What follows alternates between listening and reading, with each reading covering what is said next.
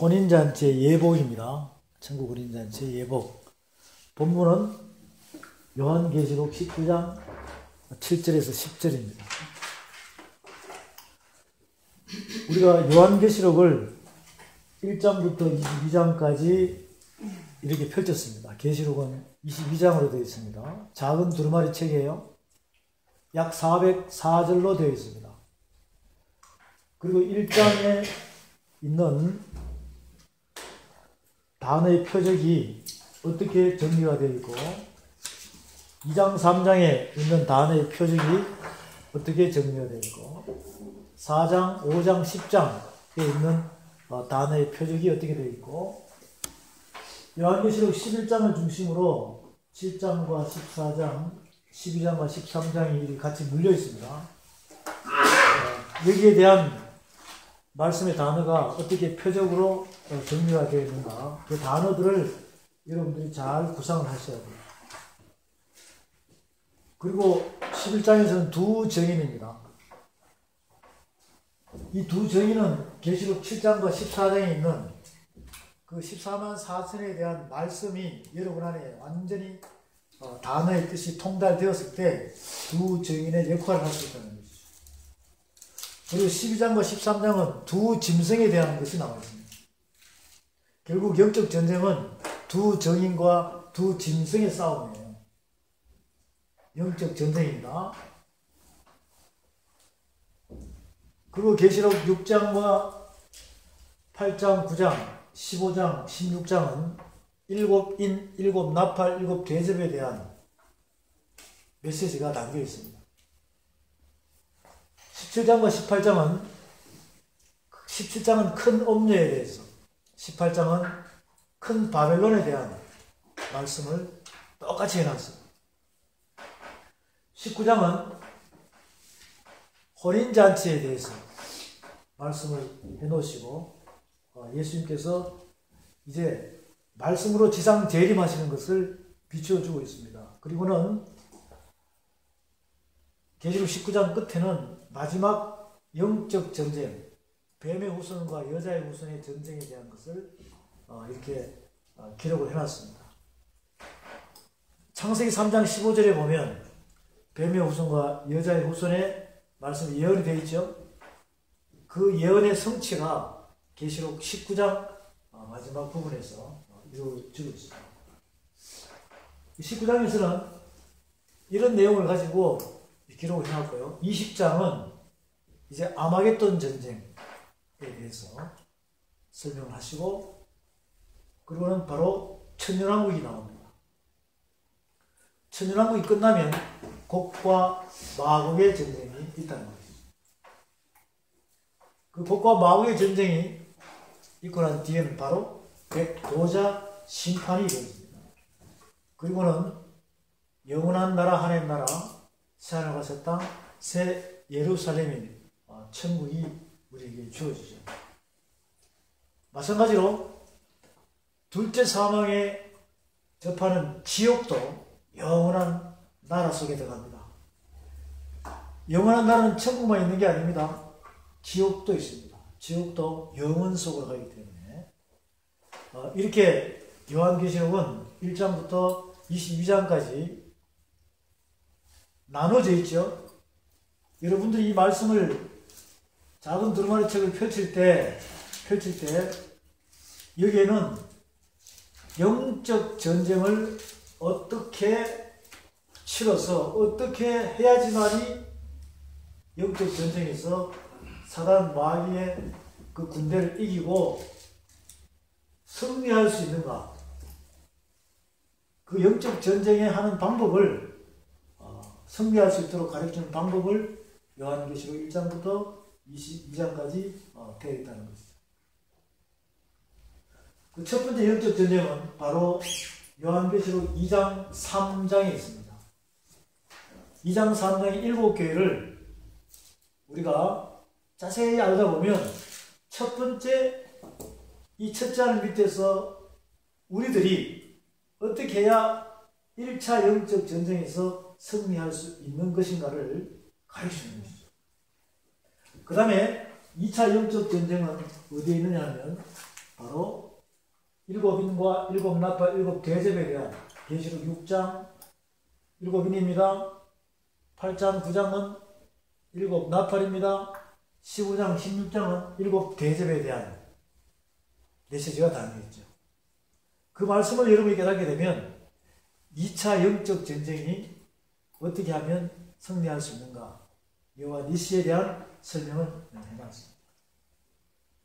그 3차 전쟁은 어디냐? 3차 전쟁은 바로 요한계시록 19장에 있는 마지막 뱀의 후손과 여자의 후손의 전쟁에서 일어나는 것이죠. 그것은 혈과 육에 대한 전쟁이 아니라 바로 영적 전쟁인 것입니다. 세상의 임금들의 군대와 하늘 임금의 군대가 마지막 아마겟돈 전쟁 직전에 일어나는 상태입니다. 그리고 4차 전쟁은 뭐냐? 바로 성경에서 말씀하는 아마겟돈 전쟁입니다. 계시록 20장 1절부터 진행이 됩니다.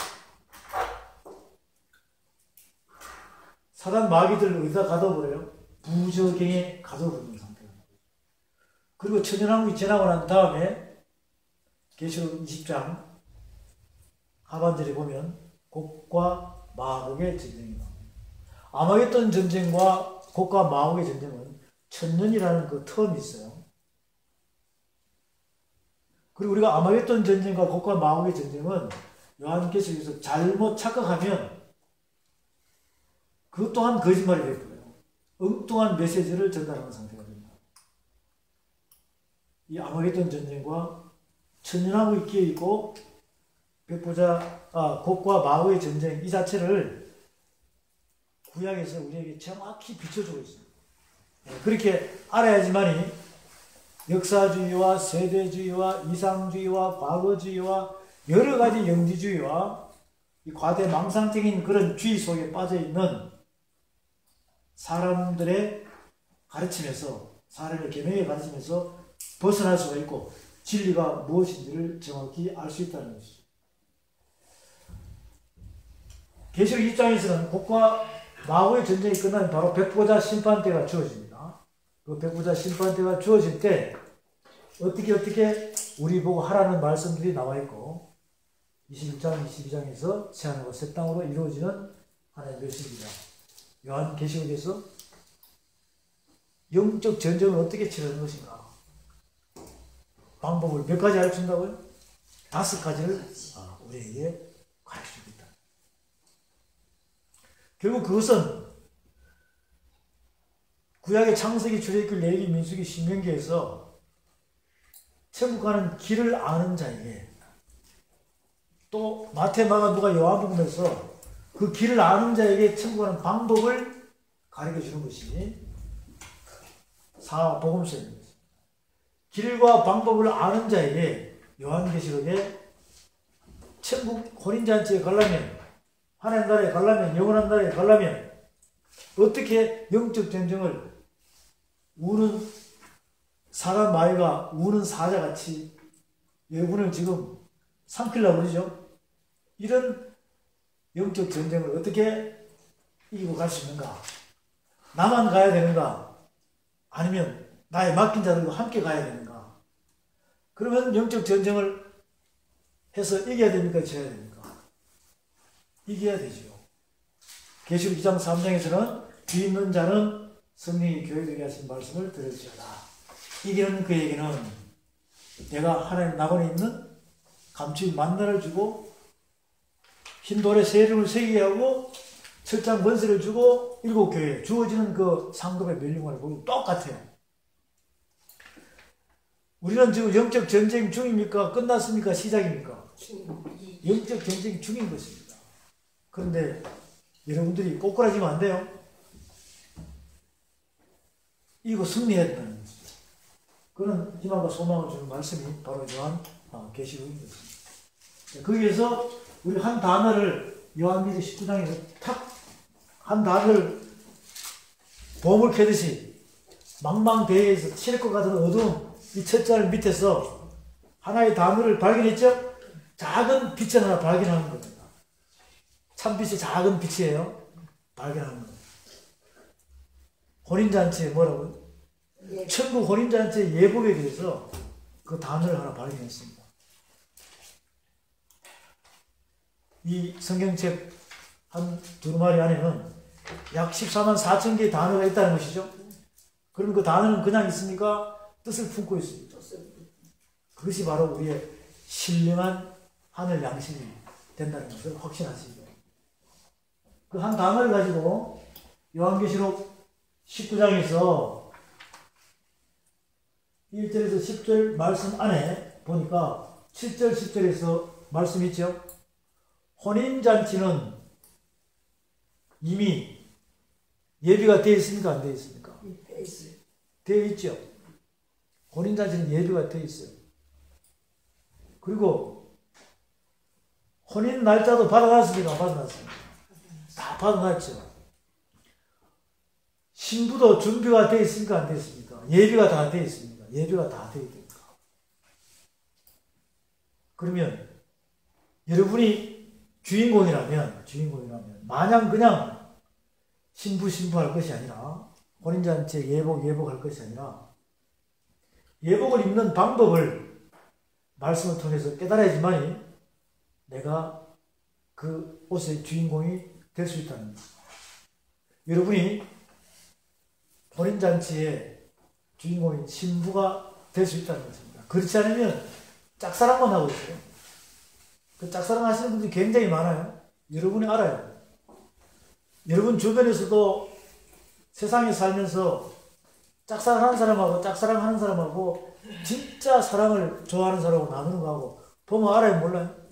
알죠? 여러분 친구분도 보면은 짝사랑하는지 진짜 사랑하는지 안다니까. 그것처럼 우리도 하나님의 말씀 안에서 우리 주 예수 그리스도 신랑 되신 예수님과 함께 짝사랑하고 있는지 아니면 그분하고 동행하면서 신부로서의 확신을 가지고 혼인잔치 예복을 입고 가는지 아니면 무슨 옷을 입고 있는지를 이 말씀에서 우리에게 전달해 주고 있습니다. 그리고 계시록 22장에서는 계시록 22장 10절부터 15절에서는 그 두루마리를 빠는 자들이 복이 있다고 했어요. 그 불의한 자는 불의한 대로, 더러운 자는 더러운 대로, 어렵고 거룩한 자는 거룩한 대로 그대로 돌아가고 있습니다. 스스로 이 말씀을 깨달아서 할 수 있게끔 나는 알파 오메가라 그랬어요. 처음과 나중 시작과 끝이라고 했습니다. 처음과 나중 시작과 끝이라고 했어요. 그 두루마기를 뭐 하는 자들이? 빠는 자들. 두루마리로 빨아야 돼요? 두루마기는 뭘로 빨아야 돼요? 두루마리로 빨아야 돼요. 이 말씀이죠.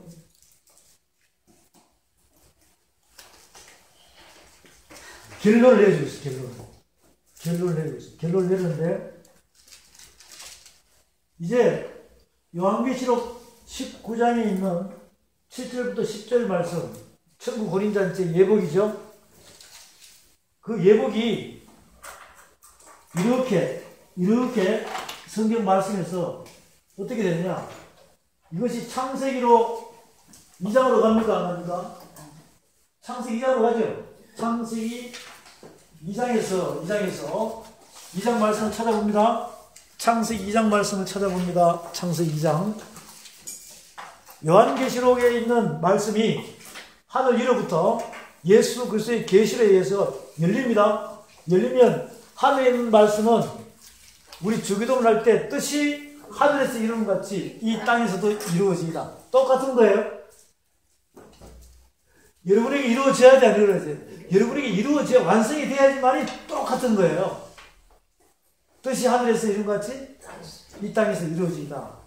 창세기 1장 1절 다 같이 시작. 태초에 하나님이 천지를 창조하셨느니라. 이렇게 말씀합니다.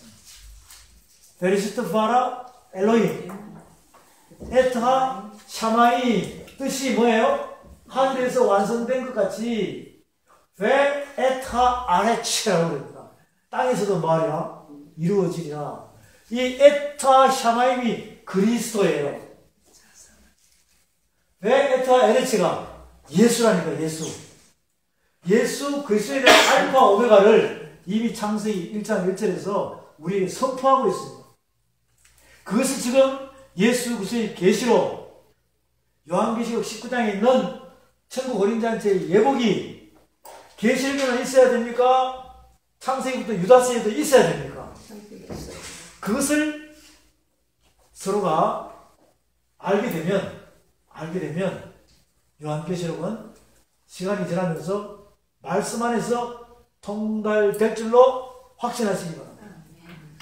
19장 말씀을 7절부터 10절 말씀을 천국 어린잔치 예복의 말씀이 창세기 2장으로 갑니다. 2장에 몇 절이 있죠? 창세기 2장 몇 절이 있죠? 24절 25절 다 같이 선포합니다. 시작.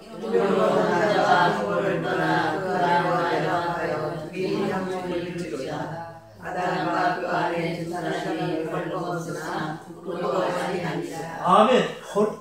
사람이 부부를 떠나 둘이 뭐가 되나? 한 몸이 되나? 이게 혼인잔치죠.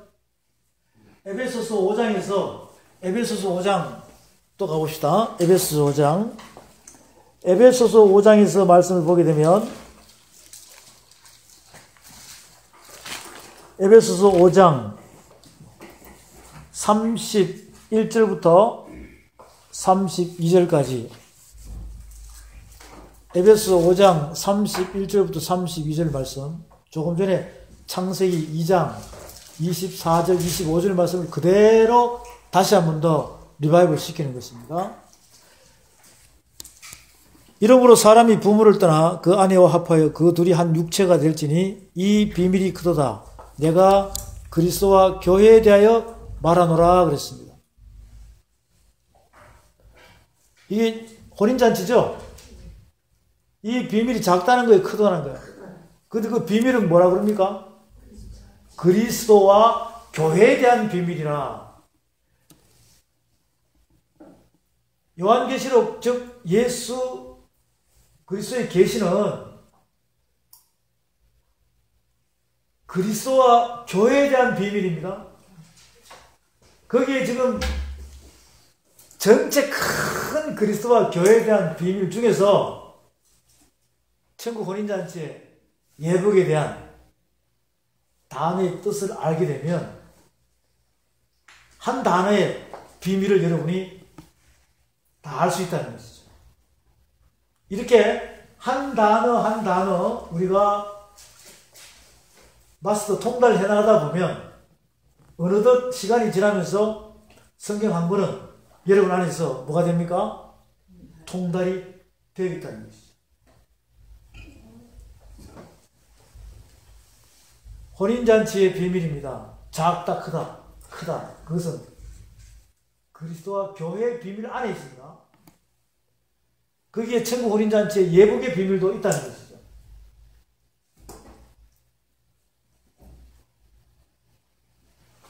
창세기 2장에서 벌거벗은 옷입니다. 이것은 죄가 없다는 것이죠. 죄가 없으니까 저 옷이 바로 빛나고 깨끗한 세마포 옷이라는 것이죠. 이미 우리에게 완성된 모습을 비춰주고 있습니다. 그런데 창세기 3장에서 보니까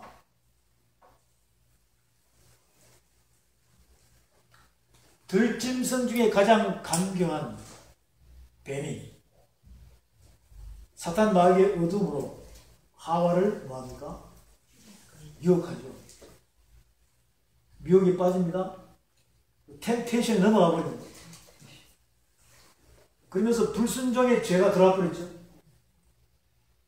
이제 이들은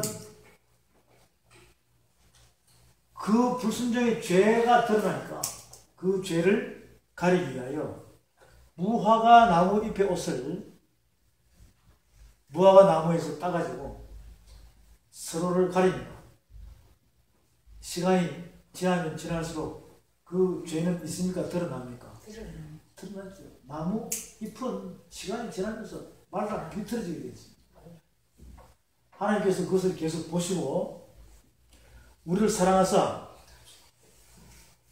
가죽옷을 입히는 장면이 창세기 3장에 기록이 되어 있죠.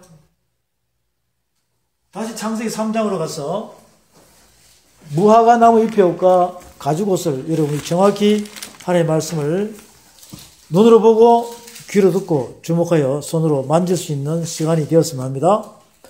창세기 3장 7절에 보면 창세기 3장 7절에 보면 이에 그들이 눈이 밝아 자기들의 몸이 벗은 줄을 알고 무화과 나무 잎을 엮어 치마를 하였더라. 무화과 나무 잎에 옷을 입고 있다는 것이죠. 죄는 안 가려집니다. 다시 드러나게 되어 있습니다. 하나님께서는 우리를 사랑하사 창세기 3장 21절의 말씀을 보면 여호와 하나님이 아담과 그 아내를 위하여 가죽옷을 지어 입히시니라. 여호와 하나님이 가라사대 보라 이 사람이 선악을 아는 일에 우리 중 하나같이 되었으니 그가 그 손을 들어 생명나무 실과도 따먹고 영생할까 하노라 하시고 그 사람을 에덴 동산에서 추방시켜버리죠. 추방시켜버리죠. 창세기 2장과 3장에서 말씀을 쭉 찾아보니까 벌거벗은 옷, 무화과 나무의 뼈, 가죽옷 이렇게 말씀 안에서 우리에게 비춰주고 있죠. 비춰주고 있습니다. 자, 이 옷은 이 가죽옷은 여기서는 무슨 가죽인지 알지를 못해요. 그런데 창세기 2장에 보면 창세기 2장에서 보게 되면 창세기 2장에서 아담이 하나님과의 관계 속에서 죄를 짓기 전이니까 대화가 잘 됩니까? 안 됩니까? 대화가 잘 되죠? 빛나고 깨끗한 세마포옷을 입고 있으면서 죄가 없는 상태니까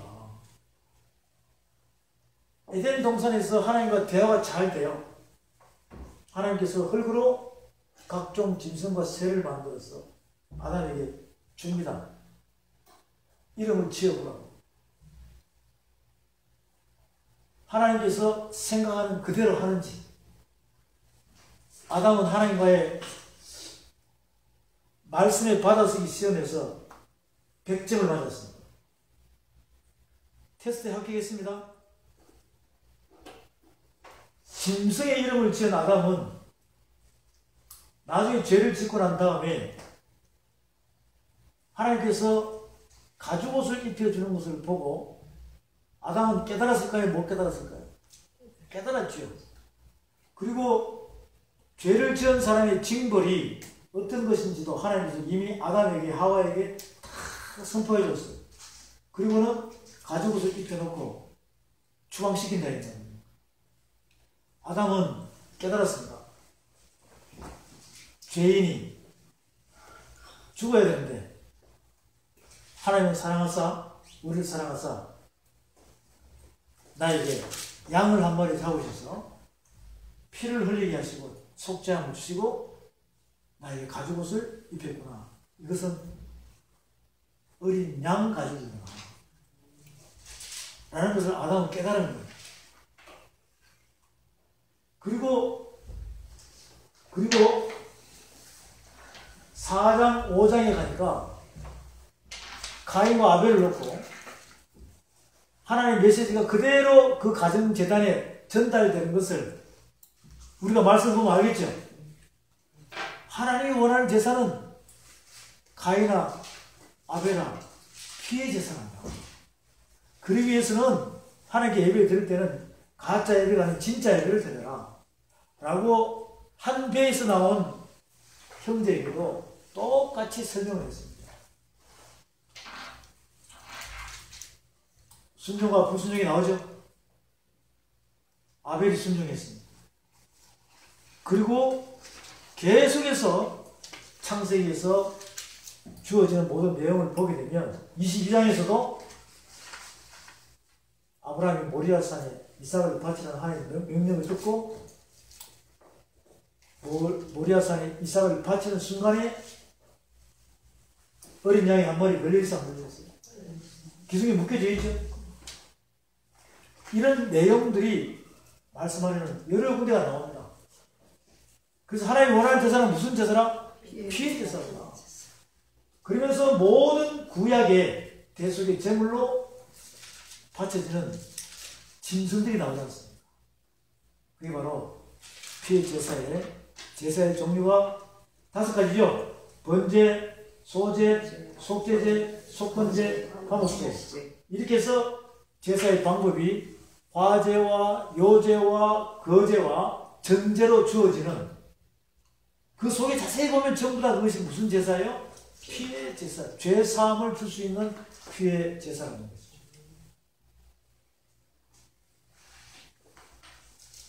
이렇게 출애굽기 12장에서도 피의 제사의 어린 양의 제사가 나타나면서 이스라엘 백성들을 하나님께서 출애굽시켜가지고 가죽옷으로 다 입혀요, 안 입혀요? 가죽옷으로 다 갈아입히는 거예요. 그리고는 많이 제사장으로 달려가기 위한 예표를 미리 구약에서 해주고 있습니다. 그러면서 12지파 중에서 출애굽 당시에 12지파 중에서 제사장 지파는 무슨 지파예요? 레위 지파입니다.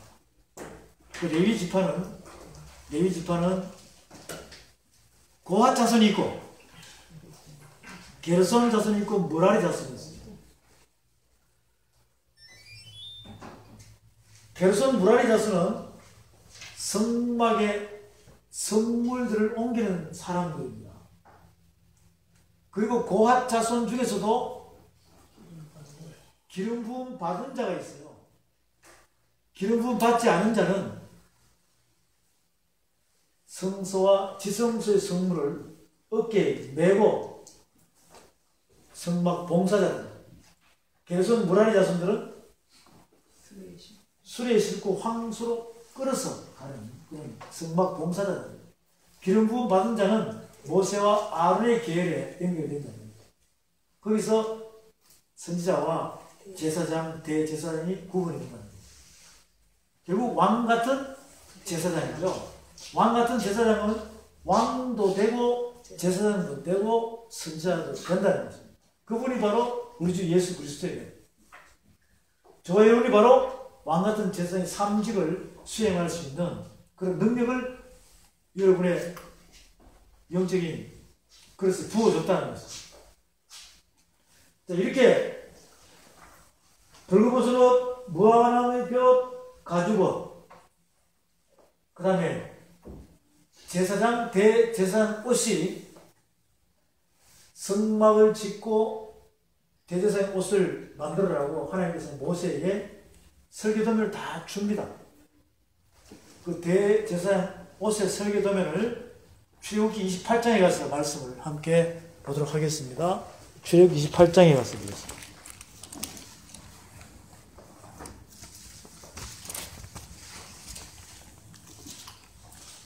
출애굽기 25장부터 40장까지는 출애굽기 25장부터 40장까지는 성막과 대제사장의 옷에 대해서 그 설계도면을 모세한테 주시면서 만드는 방법을 2번씩 리바이벌 해놨습니다. 2번씩 리바이벌 해놨어요.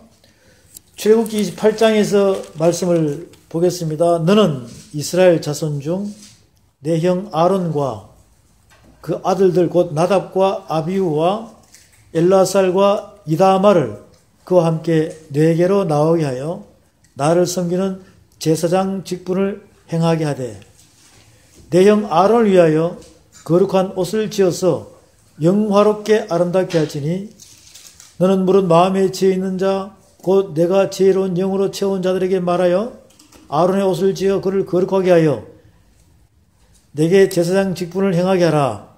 그들의 지을 옷은 이러하니 곧 흉패와 에봇과 겉옷과 반포 속옷과 관과 띠라. 그들이 내 형 아론과 그 아들들을 위하여 거룩한 옷을 지어 아론으로 내게 제사장 직분을 행하게 할지며 그들의 쓸 것은 금실과 청색, 자색, 홍색 실과 가늘게 꼰 배실이라. 그들이 금실과 청색, 자색, 홍색 실과 가늘게 꼰 배실로 공교에 짜서 에봇을 짓되. 이제 에봇 이렇게 설계도면을 주시고 재료는 무슨 재료를 사용하라. 설계도면을 주시고 재료는 무슨 재료를 사용하라고 이렇게 다 상세하게 아주 낱낱이 하나님께서 모세에게 명령을 내렸다는 것입니다. 에봇이십니다. 에봇. 에봇에 9절에 보면 호마노 2개를 취하여 그 위에 이스라엘 아들들의 이름을 새기되. 호마노입니다. 호마노는 보석이죠. 에봇입니다. 10절 그들의 연치대로 6 이름을 한 보석에 나머지 6 이름은 다른 보석에 보석을 새기는 자가 인에 새김같이 너는 이스라엘 아들들의 이름을 그 2 보석에 새겨 금태에 물리고 그 2 보석을 에봇 2 견대에 붙여. 견대가 어디입니까? 네. 어깨 끈이죠. 여기에 호마노 2개가 있다는 것이죠. 하나의 6 지파의 이름이 양쪽에 또 6 지파의 이름이 이렇게 물려 있다는 것이죠. 자, 이렇게 상세히 내용이 나옵니다. 내용이 나오는데 15절에 보면 15절 너는 판결 흉패를 에봇 짜는 법으로 금실, 청색, 자색, 홍색 실과 가늘게 꼰 배실로 공교히 짜서 만들되. 다른 거는 다 색깔이 있는데 가늘게 꼰 배실은 색깔이 없죠. 이것은 바로 하얀색입니다. 하얀색입니다. 장광이, 장이 가르고 광이 세로죠. 한 뼘씩 2 겹으로 네모 반듯하게 하고 그것에 4줄로 보석을 물리되 첫 줄은 홍보석, 황옥, 녹조, 둘째 줄은 석류석, 남보석, 홍만호, 셋째 줄은 호박, 백만호, 자수정, 넷째 줄은 녹보석, 호만호, 벽옥으로 다 금태에 물릴지니라. 12지파의 이름을 한 이름씩 인을 새기는 법으로 하라는 것입니다. 2겹이에요. 한 겹에는 보석이 몇 개? 12개. 그리고 다른 한 겹에는 29절에 아론이 성소에 들어갈 때는 이스라엘 아들들의 이름을 기록한 이 판결 흉패를 가슴에 붙여 여호와 앞에 영원한 기념을 삼을 것이라. 너는 우림과 둠밈을 판결 흉패 안에 넣어 아론으로 여호와 앞에 들어갈 때에 그 가슴 위에 있게 하라. 아론이 여호와 앞에서 이스라엘 자손의 판결을 항상 그 가슴 위에 둘지니라. 바로 이것이 가슴에 의의 흉패입니다. 장광이 몇 뼘씩? 장광이 몇 뼘요? 한 뼘.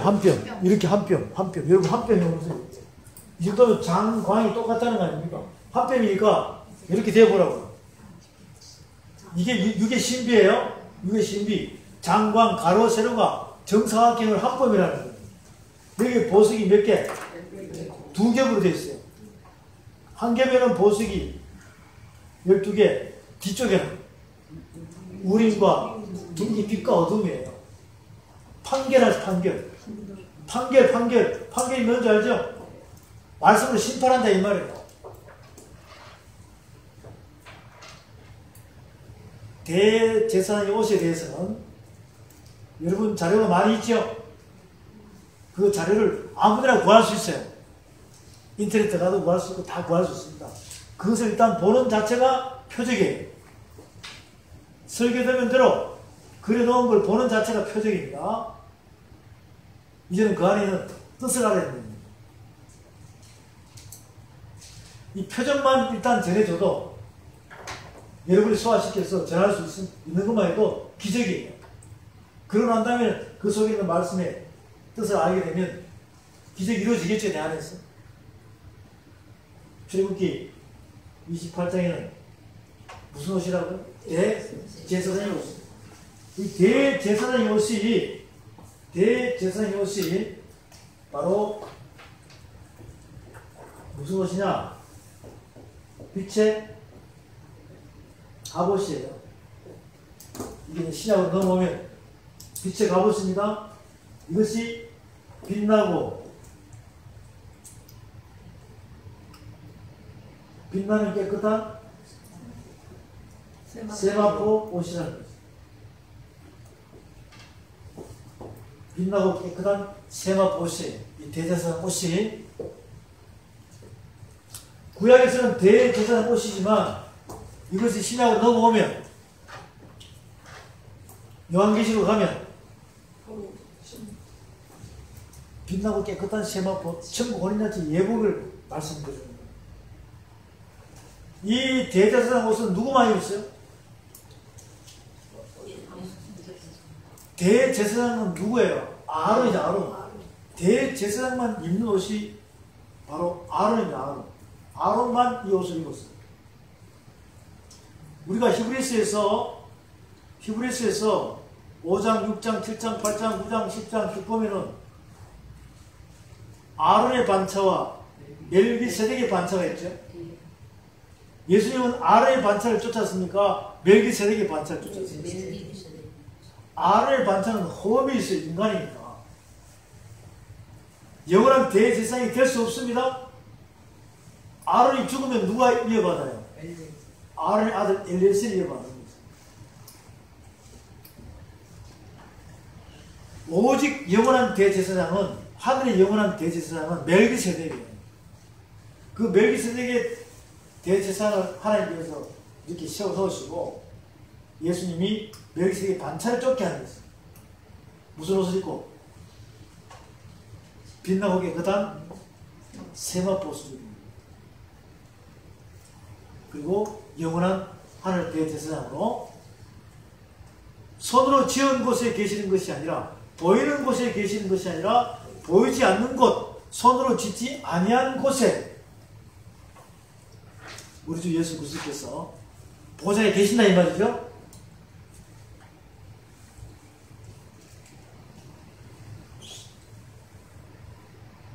출애굽기 28장에서 대제사장의 옷입니다. 누가 입어야 돼요? 여러분이 입어야 돼요. 그리고 여러분은 하나님의 성막입니까? 성막 아닙니까? 성막이죠.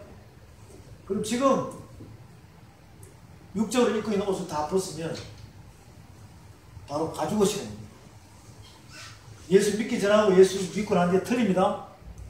여러분의 살 가죽은 예수 믿기 전에 가죽하고 예수 믿고 난 뒤에 그 가죽하고 틀려요. 예수 믿기 전에는 시간이 지나면서 나이가 먹으면 사람이 한 번 죽는 건 정한번 되어 있다고 그랬죠? 히브리서 9장에서 38절 이하에 보면 사람이 한 번 죽는 건 정한번 되어 있습니다. 죽는 것은. 그리고는 그 후에는 뭐가 있다? 심판이 있다. 심판이 있다. 예수님은 첫 번째 여러분을 찾을 때는 죄와 상관이 있어요? 없어요? 상관이 없어요. 두 번째 찾을 때는 죄에 대해서, 의에 대해서 심판이 있습니다. 죄와 상관이 있습니다. 우리는 예수 믿고 구원받고 난 다음에는 여러분 몸 자체가 어떻게 되냐면 우리 몸이 하나님 성전 맞죠? 그러면 완성돼 가지고 앙장이 4개가 덮어져 있어요. 앙장이 몇 개가 덮어져 있다고요? 4개가. 그러면 밖에 있는 해달의 가죽부터 하나씩 벗어야 됩니다. 그 다음에는 무엇입니까? 세 번째 앙장이? 두 번째 앙장은? 첫 번째 앙장은? 청색, 자색, 홍색, 가르견, 배실로 그룹을 수놓았죠. 그것이 벗겨질 때 성소에 있는 7 금초대 있죠. 7 금초대 그 찬란한 하나님의 영광의 빛이 쫙 비춰야 안 비춰요? 성전 안을 다 비춘다는 거예요. 조금씩 비춰져가지고 비춰질 때마다 어둠이 물러갑니까? 안 물러갑니까? 그런 식으로 여러분의 이 해달의 가죽이 벗겨지면 그 속으로 뼈 사이사이로 신경과 살이 있지요. 그 사이로 피가 흘러 안 흘러요? 그 피가 예수의 피로, 말씀의 피로 바뀌어지기를 바랍니다. 그렇게 될 때 말씀이 뭐가 돼요? 육신이 되지. 그냥 가죽옷만 예수 믿고 구원받아서 해가지고 가죽옷만 계속 입고 있으면 속에 있는 것이 예수 믿고 난 뒤에 수년이 지나면 자꾸 누룩이 들어가니까 썩어 나자빠진다니까. 차라리 그전 형편보다 못하다고 그랬어요. 예수 믿기 전에 형편보다 더 못한 것이 바로 이 시대에 믿음의 사람들 속에 많이 있다는 거예요.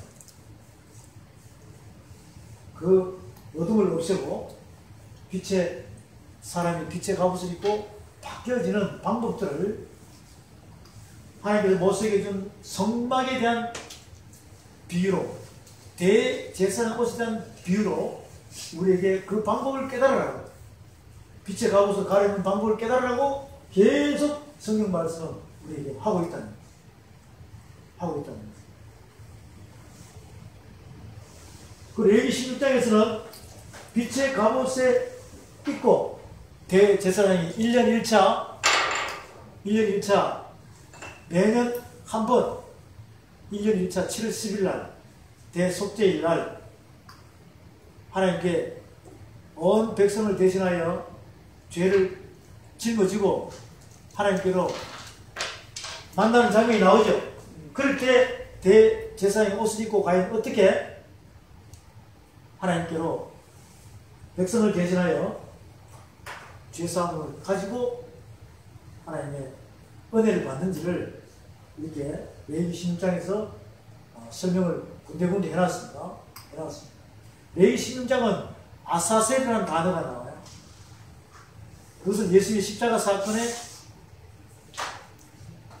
완전한 구원의 대속의 제물로 바쳐지는 십자가 사건을 다시 한 번 더 예표로 레위기 16장은 해놓았습니다. 그 자체가 대속죄입니다.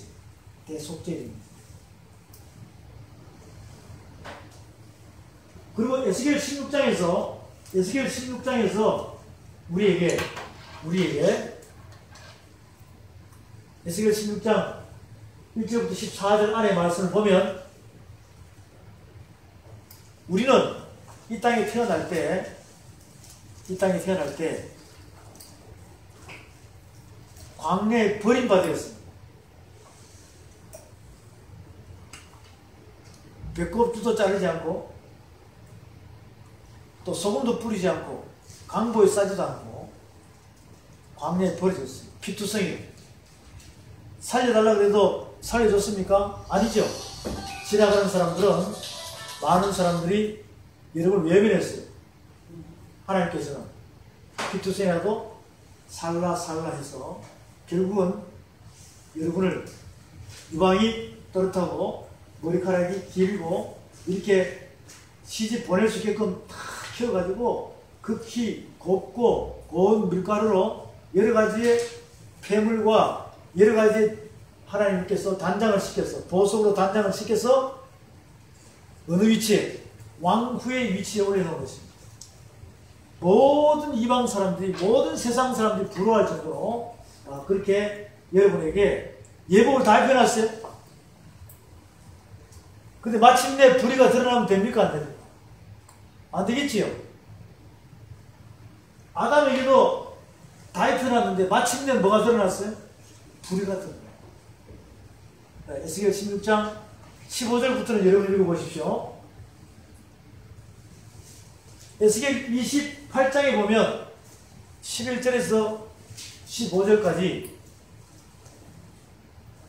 인침을 받은, 하나님의 영광의 참빛으로 인침을 받은 완전한 인이었어요? 인 아니었어요? 기름 부음 받은 덮는 뭐예요? 그룹이었다는 거죠.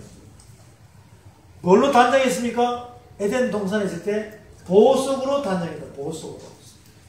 바로 여러분에게 빛나고 깨끗한 세마포 옷을 완전히 입혀준 것입니다.